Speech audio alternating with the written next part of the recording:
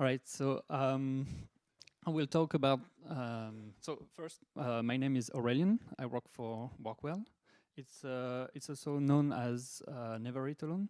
And we recently, like a year back, we changed the core of the product. So we decided to rebrand it and rebrand the whole company, actually. The first time we talked about relying on end users to test everything on production with the team. The first image that came to mind was this. So basically, you give all the tools to the customer, and it destroys everything on your back. And I don't know if you already tried a saw like this, but it destroys everything. What is Workwell? We are, like I said, a company that was called Never Eat Alone before. And now we try to, it was an app first focused on getting people to talk to each other and to have dinner, lunch and dinner with each other in big companies where they don't have any social interactions, and sometimes they work 5 meters away from each other and they never get to talk to each other. So this app was made to make people actually meet, and if their background and social interest fit, then they can automatically be matched, and they can share meetups, lunches, and stuff like this. But with Workwell, we tend to go even further. So not only the social aspects, but everything that's around HR, all the services that are aggregated into a company for the employees. And we want to gather everything into one single app to make it easier for both the company and the end user. So, like I said, we try to centralize everything that's a corporate service into one single secure app. So basically, we can have HR stuff, food delivery services, document sharing services that are sometimes homemade inside the company. And we want to gather everything into one single phone app. So it's very easy for the company to manage because there's one entry point. And for the user, that's really easy to use because everything is in the same place, in the same format, and there's no need to keep in mind that login and that password for this service or that phone number and everything. And in the meantime, we want to build a platform for services that we want to integrate into our system. So there are things that we will provide directly. There are things that are provided by the client. So sometimes they build services in-house, and we give them the tools to integrate. If they have a web app, we give them the tools to integrate it into a mobile app. And our goals for that is that for the employees, we have one single point. For the authentication method inside the application, one single authentication method. And for customers, the ones that are paying us, we want to give them one single format of service. So it's kind of a very centralized point of view.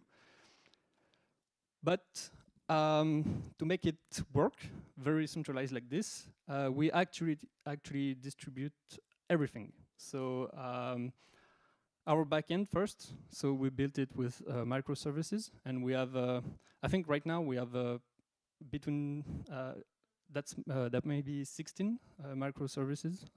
They're not that micro, but they are completely separate. We have the integrated apps, so what I called corporate services before. We have some that we provide. So those are the first-party services. We have some second-party services. So one customer has built something that they use in-house, and they want to integrate it inside the app, but they also want to maybe integrate it with other customers. And so we help them integrate those apps and propagate to our customers. And then we have some third-party services, and they have built already some application, some mobile application, some web application sometimes, and we help them to integrate it so it is displayed and available inside our application. We decided to distribute our clients, so they are separated into physical instances, physical independent instances. We really wanted to focus on encrypting everything, so every client has its own database encrypted and with a set of keys that are managed completely differently between all the clients. And eventually, we needed to test everything because that makes a long list of things that we need to do, and we needed to distribute the test as well. So a few constraints that we have into our architecture. So first, the platform code, as usual, not as usual, but most of the time, we have a SaaS platform, and this is not really centralized, but we tend to test everything directly, automatically, and deliver as fast as possible. And for the content that we deploy to clients and the integrations that we deploy to our clients, this is a bit more complicated because this is not system-wide. This is sometimes a client will ask for something that will be reserved for him, and not all of our clients. And we also want to integrate external applications and external services, and they don't have the same pace as we do. They don't have the same pace between them, and we need a tool for that, because since this is not the same pace, the same space, because we don't test everything in one place, we needed to build a tool for them and enable them to make their own test as well. But as I said, as we spread clients into a distributed list of clients, the setup, the canary test setup is quite easy because they are already distributed, and we can easily change the traffic between one client to another. And there's one thing also is that we deliver some client-specific configuration. So basically, the UI can change between two clients. So they all have the same application that comes from either the Play Store or the App Store. But the inside of the application will change regarding the client. And this needs to be tested because we cannot afford to display something that's not well tested or that's breaking into one list of users at the clients. So basically, this is our architecture, mostly oriented into around the backend because I work for the backend, and so everything that's on the top of the page is things that we handle internally. Everything could be the backend actually, but what we do is that here we focus on everything that will handle requests and integration with services. We do have tools, some external tools and internal as well, like Amplitude, Chart.io, to verify that everything is analyze everything and verify that everything goes well when we are using mobiles. And we do have bots as well that we developed ourselves to easily deploy the configuration, easily check on some very specific pieces of configuration, and test images, turn off some features, turn on some features, and we just talk to the bots. Those are implemented with Slack. So a funny thing is that sometimes we are demoing at a client, and we can change the configuration for them just by talking to our phone, and it propagates the changes and can turn on some really interesting features. So what we need to test, actually. So I separated into 2 columns because these can be automated. And so platform code, we try to automate it as earlier as possible and make less human interaction possible. We test the data as well for consistency and everything that can be some missing data, some corrupted data. We make sure that it doesn't break anything into our system. We do test mobile applications, of course, and the features. So when I talk about features, we do the tests with several services, and sometimes it also gathers the backend and a mobile application. So we have simulators and stuff like this. We also have features in that side, because that side is what is not completely automated. So we do have a lot of human interaction here, and the UX and the content needs to be, especially those two, they need to be verified by a human eye, and the feel inside the application, the I don't know, the quality of the images that are displayed, the media, everything around the UI needs need a strong eye and human interaction. And also, the first day I joined actually Workwell, this is what I was required to do. So ship production as fast as possible. So the less time we spend deploying production, the better it is. And also as often as possible. So if we need to make it 12 times a day, we will do 12 times a day.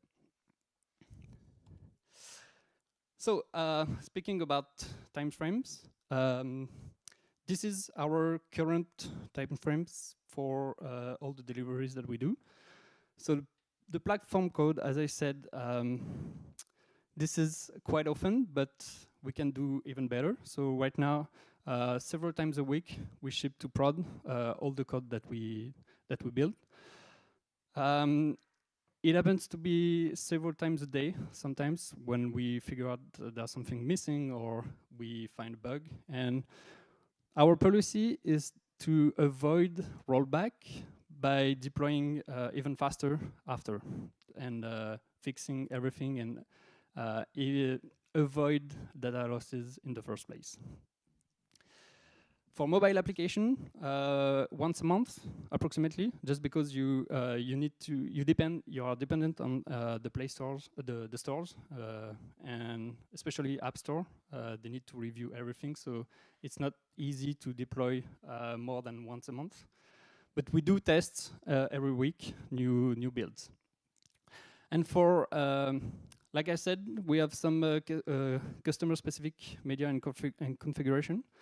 And this, we ship it quite often, like several times a day. As I said, we have internal tools, internal admin tools, and chatbots to deploy things, to change the configuration.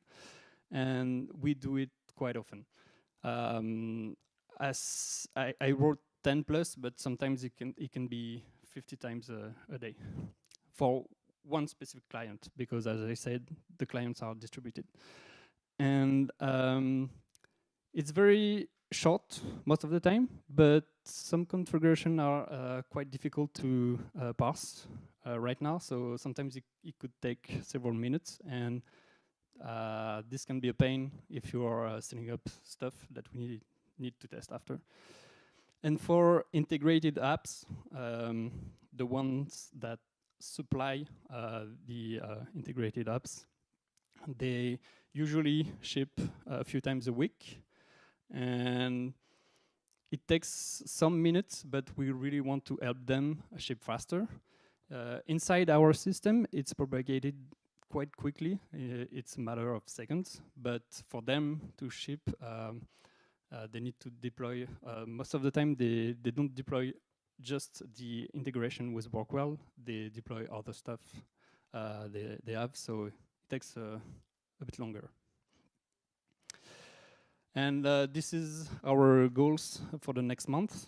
So for the platform code, eventually we will ship several times a day in a matter of seconds. And for the other things, that's pretty much the same. We really want to focus on helping the integrated apps to ship faster so they can enable the clients to see the changes faster.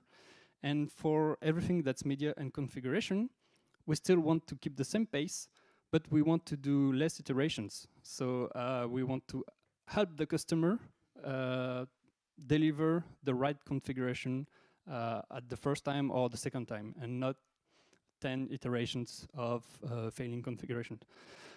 And we want to enable them to have a wider scope of configuration. So basically, they can change more things in the application, and we want to give them the ability to have something that's really specific to their company. So once they open the app, they feel like they are using a software that they built themselves. So for platform code, what we do for test. So as I said, we want less human interaction as possible. So we automated everything. The end result is that we have almost 0% human interaction. Everything is done automatically. So as soon as we push codes, line of codes, everything is tested directly. All the PRs are automated, and we still review everything, but the shipping part and the testing part is done automatically. And it's done across all the services that I tested before, the microservices into the backend. And we have an unusual ratio between the unit tests and functional tests, just because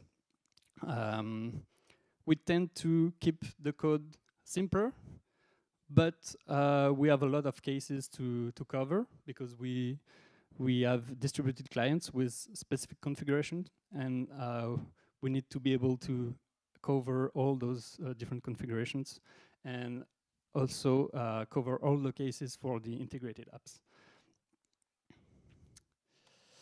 So for the rest of the test, what we decided is that we need to rely on the end user and the customer, just because we are a small team. And as you can see, the architecture is quite wide, and you can multiply it by the number of integrated apps that we have. So about 60 or 70, and they are 70. They are changing stuff every day, and we have about 30 clients, and they do want to change stuff every day. And at some clients, the project management part, they are more than we are inside Workwell. So we need to enable them to cover all the tests and empower them to publish their configuration to help them scale faster. So for integrated apps, as I said, all the clients are distributed. So the canary test, if we can call it like this, because it will target one specific customer, but fully the customer. And It's quite natural, and they can target, the integrated app can target one client. So we give them the ability to be seen inside one customer only, and they will be tested there. We do some A/B testing as well. So inside the customer, we can handpick a list of users that we want to test. And so the first step is we choose those users. And the second step is that we select a random list of users to make it a real test. We really want to confront all the code to the reality as fast as possible. And so everything here is done on production, always. And we do involve a lot of people from the client, the integrated app, which is most of the time an external developer team, and the deployment team at Workwell. So we have a team that will handle all the customer requests and all the partnership with the integrated apps, and they will make them work together and test their integrated apps together. And we do also involve our QA for everything that's related to the code base and the core of the backend and the mobile apps. So basically, this is how we do it. As you can see, for Workwell, this is always happening in production, and we give the possibility to the service provider to have both staging phases and production phases inside Workwell production. And we give them the ability to have a subset of testers and users and a subset of clients as well. But the schema is quite difficult to draw, so only for one client. For the content, like for integrated apps, the canary test is quite natural here. And we also want maximum human interaction because, as I said, there's a lot of UX and a lot of media, like images and colors and fonts and everything that's textual that needs a human eye to be tested. As we enable the customer and the project management team inside the customer, as we enable them to test and deploy everything, as we grow, this is really scalable for us because we can have as many clients as we want. We will still enable them to make all the tests that we do, that they want to do. And our policy here is that we give them the possibility to create, modify, and really test deeply the configuration and everything that they are integrating. And they can get frustrated just because they are testing. And what we do is that we really want to make them the owner of the feature they are deploying, the configuration they are deploying. So they are less frustrated. And for our clients, if they do well all this test coverage, we can offer them other integrated apps that were not integrated into their system.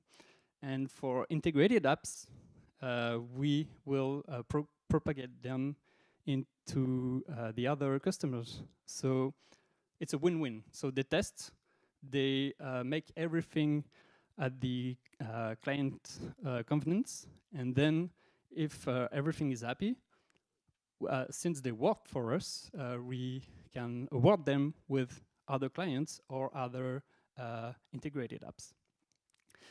And the key here is really to empower the client. And as I said, mentioned earlier, we have chatbots and admin tools to validate and publish everything faster. And right now, the deployment team is using it, but soon the client will be able to talk to the chatbots directly and change the configuration right away. So this is what it looks like right now. We have a bunch of clients, and once a client PM here requests a change, it goes through the Workwell deployment team that approves the change or makes some minimal little changes, and then it deploys it and publishes everything through the admin tools that we have or the bots directly.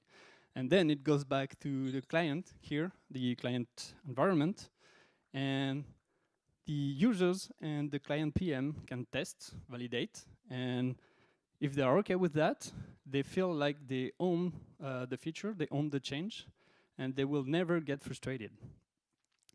And so what we experienced so far is that at the beginning, we didn't have all the tools to publish it faster and to approve everything.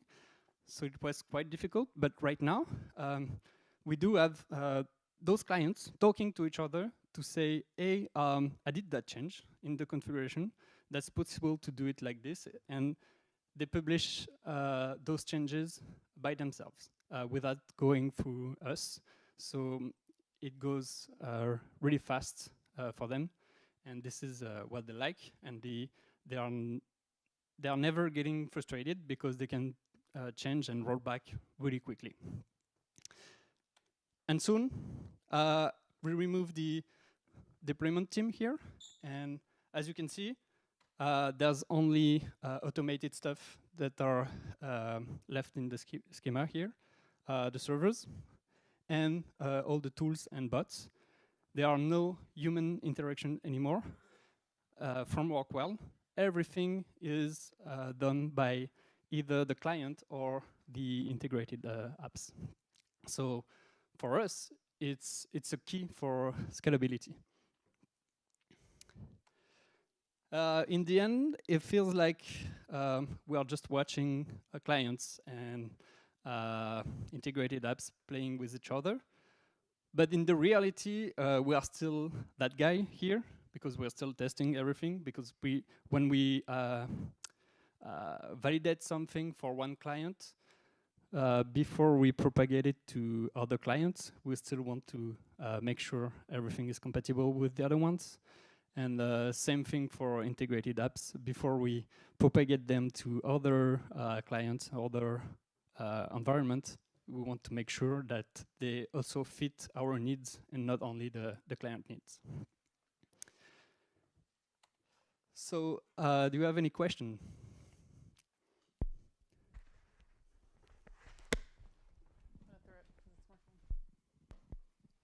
Thank you.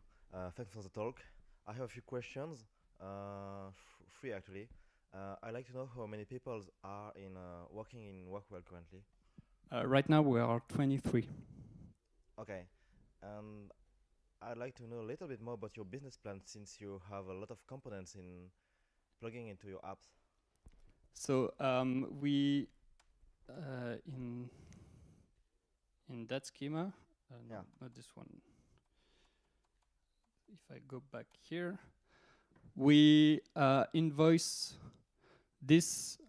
So if this is represented by the client, because we ship the mobile applications to the client, this is where we invoice. So we invoice our client a fee that's per user, and those services, the third-party ones, they are also invoicing the client. And most of the time, our clients feel like this is quite cheap for them, just because we are doing the mobile stuff, and they don't have to do it. So instead of having teams to deploy Android application and iOS application, they just build a single web app, and we do the rest. So it's quite cheap for them and quite easy. Okay, I have a last question. You talked a lot about the client experience. Yeah. How do you interface with your customer support team? If you have one, I guess you have one. So inside the app, you can talk directly to, so you are redirected and you can talk to send emails and message to the customer service. But on the chatbots that we built, so right now this is focused on delivering media and configuration, but soon it will be also for customer service. But right now, we do answer sometimes some phone calls, but most of the time it goes through emails. So this is mostly bug report and in Yeah, mostly configuration issues if we are talking to the PM directly, or user management issues like I lost my password or stuff like this. There's an icon to click. I lost my password, but still sometimes they need some help. All right, thank you.